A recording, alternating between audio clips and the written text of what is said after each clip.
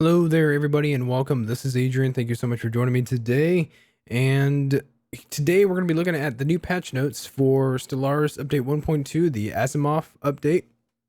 So this is a second of some big patches that they're working on for Stellaris. So I just wanted to go a little bit over the patch notes. I'm not going to go over all of it. I'm just going to explain some of the big ones that they changed.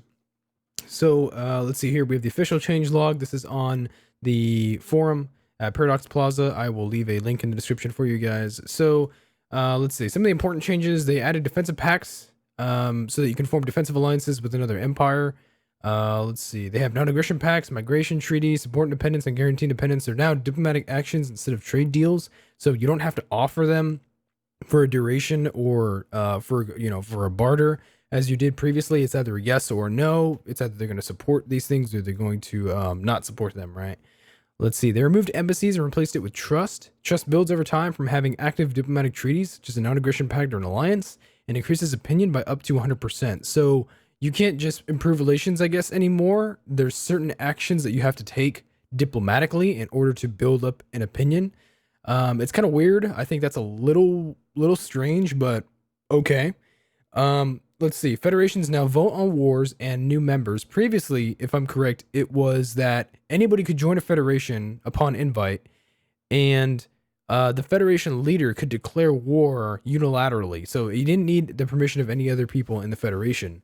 Federation members now give 20% of their naval capacity to the Federation, which makes up the Federation Navy capacity. I think before it was... I actually don't remember what it was before. I haven't played a lot with Federations, to be honest. Let's see. Federation fleets no longer cost maintenance, but cannot exceed the Federation Navy capacity in size. So this one's pretty interesting. Federation fleets, if you're the Federation leader, right? So for a certain amount of time, you're the president of the Federation, you get control over the armed forces. You don't pay for upkeep for any of those ships, but you can't go over the Federation Navy capacity. So, you might be a small Federation or a big Federation, right? But you still cannot exceed your Federation naval capacity in size. So if you're made up of a bunch of small nations with a bunch of small Navy capacities, your Federation one isn't going to be much larger, right? So pretty interesting. You can now kick Alliance and Federation members with a majority vote. I believe that's 50+1. So that's pretty interesting. That's kind of cool. Let's see. Sending a favorable trade deal, such as a gift, will now increase the opinion of the empire by up to 100%. That's pretty interesting. So I guess making good trade deals is good for business and good for relations. So that's kind of cool. You can now set a war philosophy policy. This policy determines what types of war goals you can use. I'm not exactly sure what that entails. To my knowledge, I believe it's that if you have a war, an offensive war policy or a militarist policy, then you're going to be able to declare wars, all sorts of wars for war goals that probably include anywhere from liberation to most outright conquest, vassalization, tributaries, things like that. Where I imagine you could be on the flip side and really fight only interventionist wars about weakening people rather than expanding yourself. So that's interesting. They removed the war economy policy, which was nice because honestly, it didn't have much of a difference for anything. Let's see. Colonizing planets and building frontier outposts now cost influence based on the distance to your closest owned system. Before, it was a flat upkeep bonus and an influence. Now it looks to be based on the distance to your closest owned system. So the farther away that you are, colonizing planets and frontier outposts, if they're farther away, it's going to cost you more in influence, right? So you want to be gradual in your buildup. Only expand really far away to pay that influence cost if it's worth it. And that's up to discretion.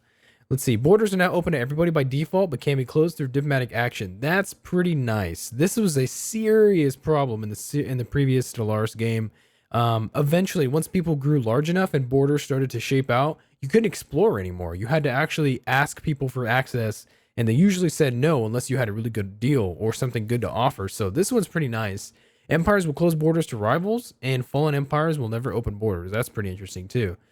Happiness is now a linear modifier, which levels above 50% giving bonuses and levels below 50% giving penalties. I believe before it was a little more complicated. I believe your happiness hovered around 80% default and would go above or below that. So that's interesting. Let's see. All ship weapons have their range doubled, right? So before, engagements would take place far too close. Now they're going to try and extend the range a little bit, add in some different maneuvering for fleets, and try to make engagements happen at a more of a distance, right? Kind of following, I guess, sort of naval doctrine that appears nowadays with battleships, battle cruisers, and aircraft carriers and things like that. So that's kind of interesting. Let's see. They added. Oh, this was really desired. They added map modes, right? So diplomatic opinion and AI attitude map modes. They're moddable, so that's nice. We should see some mods that add even more map modes probably later on. Core planets is now core systems instead. This means that you can colonize multiple planets in the same system without it affecting the soft cap, right? So before it was legit 5 planets. Now it's 5 systems. So you can colonize one system that might have 3 different planets, and you're not going over your cap.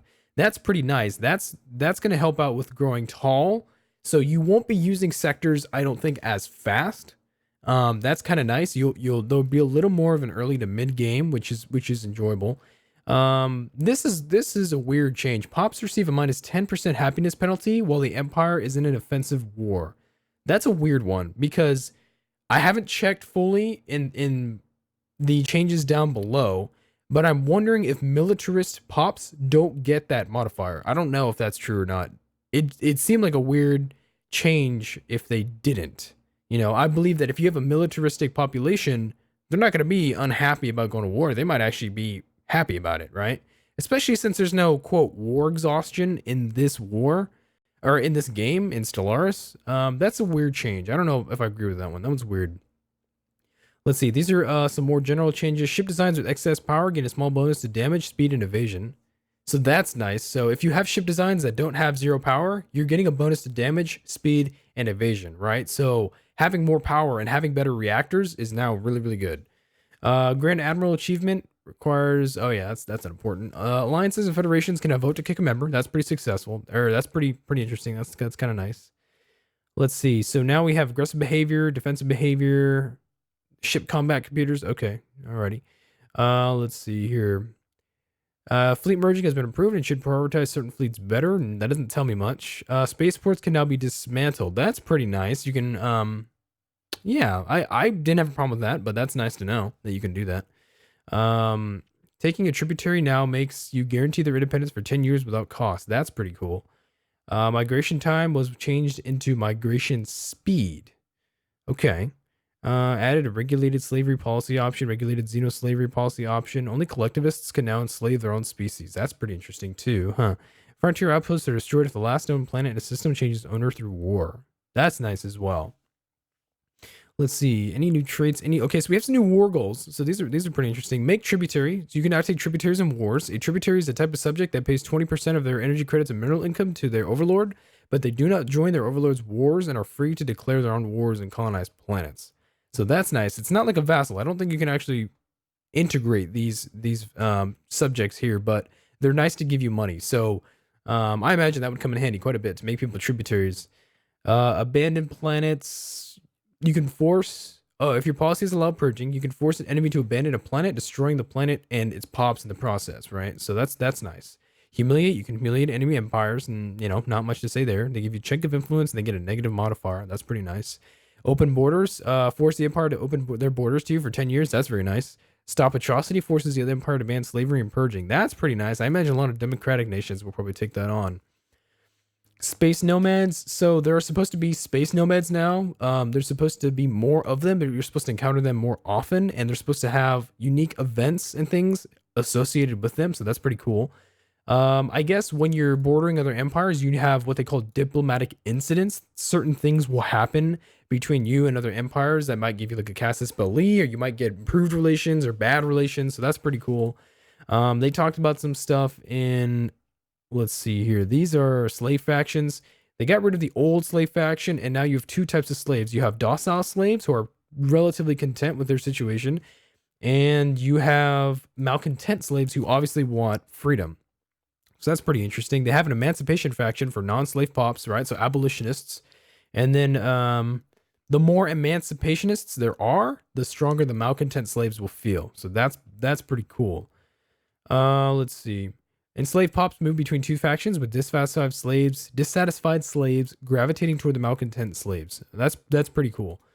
Let's check it out here. Base happiness reduced from 60 to 50%. That sucks. All pops now have a base war happiness of minus 10%. That's really weird. Like I said, still a weird change.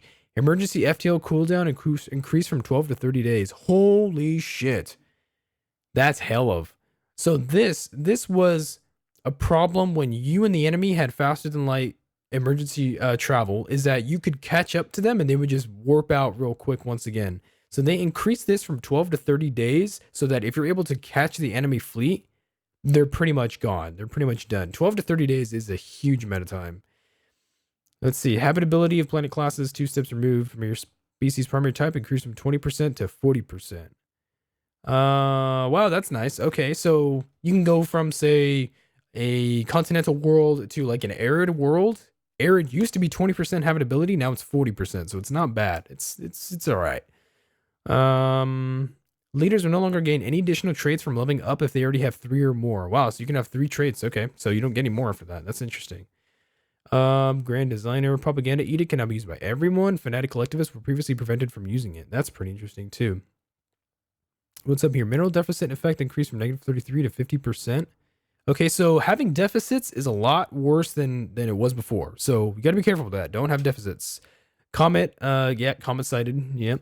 Migration treaties no longer affect pop happiness. That's pretty cool. Xenophilia effect on happiness reduced by 75. Doesn't tell me much. Frontier outpost mineral cost increased from 100 to 200. That sucks. So frontier outposts are more expensive. And then maintenance costs increased from 2 to 3. That sucks as well. Alrighty. Let's see. In general, fanatic versions are now 3 times as stronger than non-fanatic ethics. Okay. These are a bunch of the ethics. Collectivist. Wow. Collectivist slavery tolerance increased from 50 to 100%. So holy shit, you can slave everybody. The food requirement for fanatic collectivists goes down, or goes up from -10 to -15%. So that's pretty nice. So they need less food to grow, right? Let's see. So individualists were a little too powerful before, so it looks like they reduced that a little bit. Xenophobes. That's pretty interesting. Alien slavery tolerance increased from 50 to 100%. Not bad at all. Let's check it out. Fanatic militarists. Max rivalries increased by 3. Ship damage increased by 10%. Trust growth reduced by 60%. So, excuse me, militarists really have a hard time maintaining relationships and alliances now, right? So that's kind of cool. Anything else? Materialists. Wow. Physics, society, and engineering output increased from 10 to 15%. Very nice. Very nice. Small red lasers. These are a bunch of the weapons, right? These are components, weapons. I think overall, some lasers were reduced in damage and some were increased. Anything else here? Double the spawn rate of Granthium ore, Lethuric gas, Ingos vapor, Telder crystals, Pytherin dust, Beryllium ore, and Cetramine gas. We got endgame crises. Endgame crises fleets are now significantly tougher. That sucks because, I mean, I had a problem with that in my game. Endgame crises now occur later on average, with the earliest appearances of Pythoran Scourge and Unbidden being delayed by at least 50 years. So in my game, in my Stellaris game, we had gotten an endgame crisis at about 120 years in. Now this one here should be at least 170 years in. So that's cool. I guess extra dimensional invaders. I've never had them for crisis. Democratic governments have their election terms increased to 10 years, right? So 4 years was a little early. Was a little too often. So now democratic governments have their elections increased to 10 years. So that's fine. That's pretty cool. These are all the new governments. They've been modified a little bit. Anything else? Technology? Yeah, no, not really that important. Let's see. Private colony ships. Interesting. And then these are just miscellaneous, right? So AI empires will start outlawing AI robotics over time due to a certain crisis. AI now builds Federation fleets, generates designs for Federation ships, will open borders during endgame crises. That's pretty nice, right? So when you need some damn help, you can open your borders, so that's cool. AI and sectors now upgrade military stations. Very nice. They weren't able to really do that before. Sectors. All sectors will now build military stations. That's kick ass. Wow. Let's see here. Crisis empires are more aggressive, and computer controller empires respond more aggressively to the Pythoran Scourge, right? So when you get the Pythoran Scourge, they're going to fight much harder now, hopefully, anyway. This actually ended my German Reich campaign in Stellaris, is that I got the Pythoran Scourge and I wasn't able to hold them off and nobody helped me, so we were destroyed, right? When colonizing a planet, the player is now prompted to name the colony. A name is suggested by default. That's pretty cool. You can name your own colonies. That's cool. Let's see here. Is there anything really important? From what I saw, there wasn't too much down here. You can see how much minerals you gain from your subjects, or how much you pay as a subject. That's nice.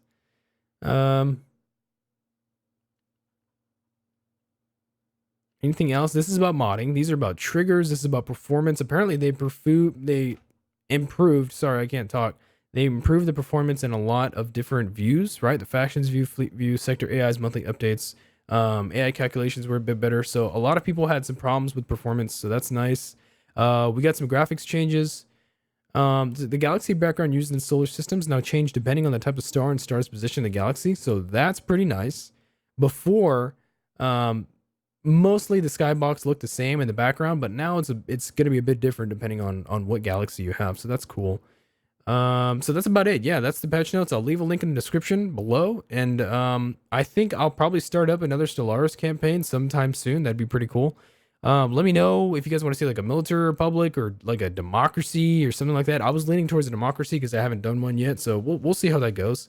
If Stellaris will will come around. So all right, guys, thank you so much for joining me, and I'll see you soon. Please make sure to like, comment, subscribe, and I'll see you around. Thank you so much.